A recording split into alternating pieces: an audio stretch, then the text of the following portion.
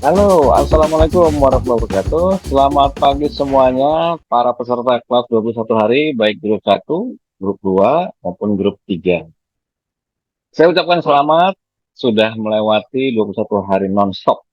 Mudah-mudahan neuroplasticity yang terbentuk di otak ini akan membawa perbaikan dari hal perubahan kebiasaan. Di mana ketika sudah selesai kelasnya, tidak lantas latihannya pun selesai. Jadi kelas berakhir itu hanya latihan bersamanya saja yang berakhir. Latihan pribadinya harus tetap dilaksanakan sendiri di rumah sesuai dengan pelajarannya masing-masing. Bagi yang baru bergabung di grup 1, boleh gabung di grup 2 di bulan Januari. Karena kelas 21 hari ini akan selalu ada sepanjang tahun.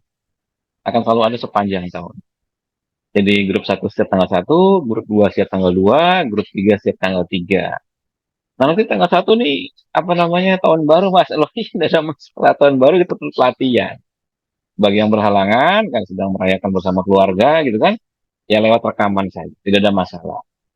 Jadi bisa mulai dari tanggal 2 atau tanggal 3-nya. Tapi yang tidak, tetap saja latihan tanggal 1 malam. Jadi grup 1 setiap tanggal 1, grup 2 setiap tanggal 2, grup 3 setiap tanggal 3. Masing-masing dari pengetahuan grup 1, grup 2, grup 3 ini berbeda sedemikian rupa. Tapi saling melengkapi, saling melengkapi. Ya kan? Grup 1 kita bicara maka cepat, strategi bongkar muat oksigen karbon dioksida. Grup 2 kita bicara napas lambat, strategi untuk melambatkan napas berarti memberikan tabungan napas pada diri kita. Grup 3 kita bicara olah rasa. Rasa yang kita bangun pertama kali adalah rasa syukur. Dan rasa syukur itu the most powerful feeling. The most powerful feeling. Rasa yang paling besar sekali.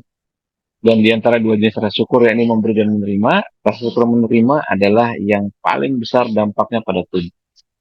Jadi kalau ini diulang setiap bulan, ulangi latihan lagi, ulangi latihan lagi, maka kita dapat perbaikan yang luar biasa besar. Dan jangan lupa, apapun intervensi yang dilakukan, masing-masing dari kita punya takdirnya sendiri. Ada orang berikhtiar sana kemari nggak sembuh-sembuh. Mungkin saja. Ikhtiar olah napas pada grup 1 atau grup 2 atau grup 1 atau kombinasi diantaranya membawa perbaikan pada diri. Karena kita lebih baik dicatat sebagai orang yang sedang berjuang daripada dicatat sebagai orang yang sedang meratapi nasib. Ini ada pengetahuannya, logis, berbasis sains, berbasis alat ukur, tidak mengarang bebas. Alat ukur HRV bisa kita bantu untuk disiapkan. Teorinya ada, dasar pengukuran dan sebagainya. Kemudian alat ukur untuk mengetahui feeling atau rasa yang keluar di badan kita memiliki dampak atau tidak juga kita punya. Dari Institut HeartMath. Dan di kantor saya punya seri tertinggi. Dan banyak lagi. Kemudian pada ritme lambat, dari mana kita tahu ritme 10-10 atau 15-15 ini detiknya benar? Nah, itu juga ada alat, sehingga kita tahu. Ya memang semua pembuktian pada saat pada alat ini memerlukan konsekuensi biaya, di mana kita harus membeli alatnya. Tapi jika tidak, ya sudah, kaya saja. Berdasarkan dasar teori yang sudah dibangun tadi, silakan dinalar, jika cocok, maka boleh dilakukan. Jika tidak, ya jangan. Lakukan dengan senang dan bersukacita. Kemudian ke depannya bagaimana cara saya melatih latihan apabila sudah 3 bulan. Jadi ada peserta yang sudah pernah ikut grup 1, grup 2, atau grup 3. Ya sederhana. Pagi hari lakukan misalnya. Ini bukan patokan khusus, tapi ini sebagai gambaran saja. Pagi hari kita supaya lebih bertenaga maka lakukan latihan materi grup 1. Malam hari lakukan materi grup 2. Lalu grup 3-nya di mana? Grup 3 harus dilakukan setiap saat. Jadi bersyukur setiap saat. Baik saat latihan, sebelum latihan, saat latihan, dan sudah latihan. Kita syukuri semua. Pada apapun pencapaian. Pada apapun pencapaian. Karena begini, tentu semua dari kita berharap apa yang diharapkan, dibayangkan gitu kan, menjadi sebuah kenyataan. Kita sebut saja proses materialisasi. Tapi proses materialisasi ini memerlukan pemahaman tersendiri. Karena ketika sebuah kehendak ingin berubah menjadi sebuah materi, maka kehendak ini harus dipecah dulu menjadi gelombang-gelombang kecil. Jadi frekuensi-frekuensi pembentuknya untuk mengambil semua bahan-bahan yang diperlukan agar dia naik menyusun menjadi materi, dan puncaknya adalah menjadi materialisasi sesuai kehendak yang tadi diinginkan.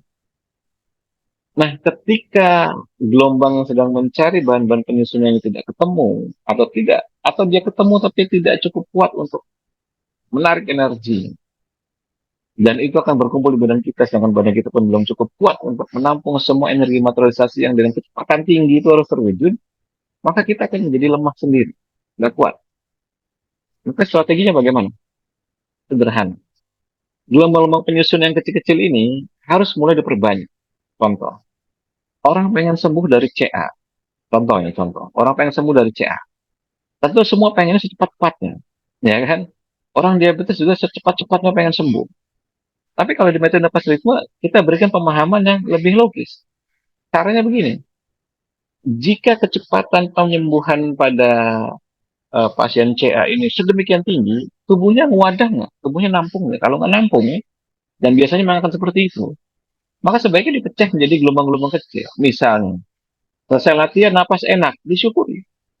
Napas enak itulah salah satu bagian dari gelombang penyusun sehingga menjadi materi besar berupa sembuhan CA. Apalagi misalnya, pikiran fresh, disyukuri. Maka napas tenang atau napas enteng, plong, pikiran fresh, menjadi dua gelombang penyusun nanti akan bisa ditarik menjadi gelombang besar. Apalagi, misalnya tidur lebih nyenyak, gitu kan? Perasaan lebih tenang. Dan apa saja kita bisa memilih aspek-aspek baik ya dari sebuah hasil latihan. Cari, gali. Jangan mencari sesuatu yang menjadi negasi ya, negasi dari perwujudan materialisasi itu. Misalnya, waduh mas ini kenapa kok SPO2-nya saya cuma 80% misalnya begitu. Contoh yang di grup satu, yang sering sekali saya dapat begitu. Loh, saya bilang SPO2 turun 80%, hanya 20% itu besar. 20% itu menghitung dari volume darah yang 6 liter gitu kan, antara 5 sampai 7 liter. Berarti 1,2 liter itu udah besar. Kenapa nggak ibu atau bapak syukuri 20% itu? Kok malah ini, ya mas kok cuma segini loh. Ini sudah dikasih sama Tuhan 1,2 liter pelepasan oksigen besar-besaran ke dalam badan. Disyukuri, bukan kemudian diprotes. Nah ini yang nanti akan apa ya, istilah bahasa saya itu tidak akan menjadi gelombang-gelombang penyusun, nanti akan ditarik menjadi gelombang besar. Maka berapapun angkanya, disyukuri. Itulah kenapa kalau di kelas saya, di grup satu berkali-kali diingatkan bahwa jangan fokus pada angka atau pada lamanya detik. Tapi fokus bagaimana cara kita mensikapi perjalanan dari detik ke detik. Kan begitu. Detik itu pasti berlalu. SPO2 pasti turun berapapun angkanya. Detik pasti berlalu. Tapi cara kita menjalani detik itu, cuma kita yang bisa lakukan. Nah, dasarnya di situ. Jadi kalau kita terjebak pada pada apa namanya angka-angka SPO2, terjebak pada hanya mampu sekian detik, kita selama ini tidak akan pernah mengerti esensi dari ajaran napas ritme itu. Jadi berjalan dari detik ke detik itulah yang kita harapkan dipahami oleh peserta. Bahwa kita belajar untuk manage stres, kita belajar memahami kondisi keberlimpahan dan kekurangan, tapi berventilasi oksigen tinggi. Oke, secara hukum alamnya pasti oksigennya tinggi karena CO2-nya dikuras dari darah. Tapi secara spiritual mentalnya adalah bahwa kita menginspirasi atau mengilhami itu sebagai bentuk keberlimpahan. Oksigen banyak itu kan keberlimpahan luar biasa kan. Begitu tahan napas, oksigen mulai dibongkar dari jaringan, dari darah pindah ke jaringan, begitu kan SPO2-nya turun, berarti nanti akan menjadi kondisi kekurangan.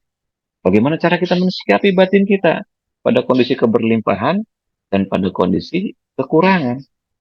Nah di situ nanti kata kuncinya di situ. Ini kan nanti kita tuh dengan stres yang sangat rendah, dan stres yang sangat rendah akan menurunkan inflamasi. Seperti itu. Ya jelas sampai ya. Demikian juga dengan napas lambat. Latihan sederhana, cuma diulang-ulang 3, 3, 5, 5, 10, 15, 15 misalnya begitu. Ulangnya terus. Semua orang udah pada tahu, latihannya tahu. Tapi kenapa diajak latihan bersama?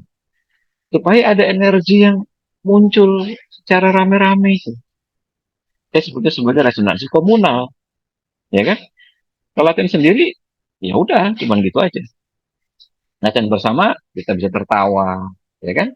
Kita bisa saling melihat jawaban orang, pengalaman orang, problem orang. Gimana kemudian ketika tanya ke saya, kemudian muncul diskusi dan solusi, dan seterusnya. Nah, itu yang saya ingin tekankan. Jadi grup satu, grup 2, grup 3 ini masing-masing punya porsi pengetahuan yang saling melengkapi, saling melengkapi. Bagaimana kalau sudah ketiga-tiganya? Ya silakan, mau diulang lagi di bulan depannya boleh, atau kemudian mau masuk ke kelas reguler yang ada lebih banyak pilihan, seperti reguler Sabtu, reguler Minggu, ada kelas perbaikan secara kejepit, ada kelas khusus lansia yang baru dibuka nanti tanggal 3, kemudian ada juga kelas khusus cancer, ya kan, ada kelas khusus pelajar dan sebagainya. Ada banyak nanti akan dibuka. Silakan boleh bergabung di.